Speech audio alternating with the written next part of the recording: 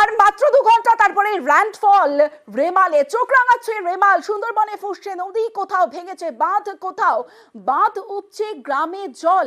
আতঙ্কে নদী পাড়ের বাসিন্দারা।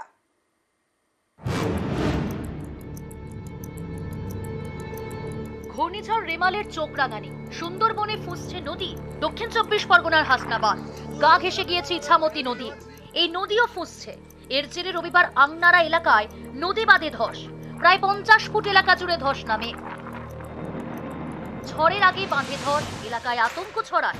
তাই বাঁধ সারানোর কাজে হাত লাগান স্থানীয়রা।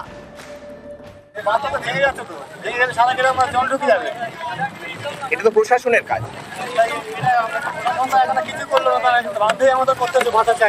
মাঝে মাঝে তো সব ফটো করে যায়, এসে ঘুরে যায়।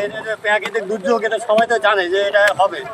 এটা তো ব্যবস্থা নেওয়া দরকার প্রশাসনকে। এখনো সকাল থেকে তো কেউ কিছু করলো না, তাই ভাবছি যে এখন যে ভেঙে যাচ্ছে। হাসনাবাদেরই বরুণহাট, এখানে প্রায় 70 ফুট এলাকা জুড়ে ধস নামে। বাঁধ সারানোর কাজ শুরু করে সেচ দফতর। বাঁধের অবস্থা ভীষণ বাজে অবস্থা এবং বিপজ্জনক অবস্থায় বাঁধটা আছে। বিপজ্জনক বলতে ওই জায়গায় বাঁধটা বসে গেছে এবং জলস্তর পরপর বেড়েই চলেছে। ইরিগেশন ডিপার্টমেন্টের লোক এমার্জেন্সি সব কাজ করছে এবং এখন পাইলিং হচ্ছে এবং বস্তা দিয়ে এটাকে ঘাট করার চেষ্টা করা হচ্ছে। এই বরুণহাটে ইছামতি নদীর বাঁধ ভেঙে গ্রামে জল ঢুকতে শুরু করে। এই ভাঁটার ভেড়ি ভেঙেছে, এখন আমরা কি থাকবো রাত্রি। এখন এই অবস্থা, আতঙ্ক রয়েছি। রাত্রি তো আরো জল ফাঁপবে। এটা কোথায় ভেঙেছে? এটা হচ্ছে মানে বরুণহাট, মধ্যম বরুণহাট। এই বাঁধ ভেঙেছে, এমনি কেউ আসেনি এখনো?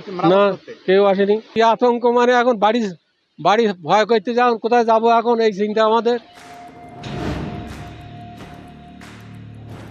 হিঙ্গলগঞ্জের বোলতলা পাশ দিয়ে গিয়েছে ইছামতি।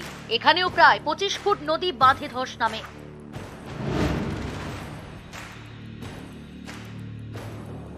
হিঙ্গলগঞ্জে ফুঁসছে কালিন্দী।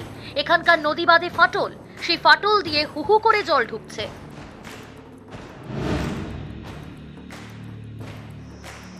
সুন্দরবনের ঝড়খালির ত্রিদীপনগর গা ঘেঁষে গিয়েছে বিদ্যাধরী।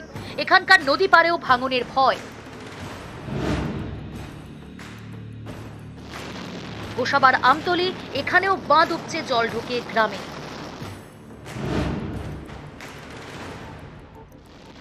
নামখানা ব্লকের ফ্রেজারগঞ্জ, এখানেও জায়গায় বাঁধ উপচে গ্রামে জল ঢুকছে।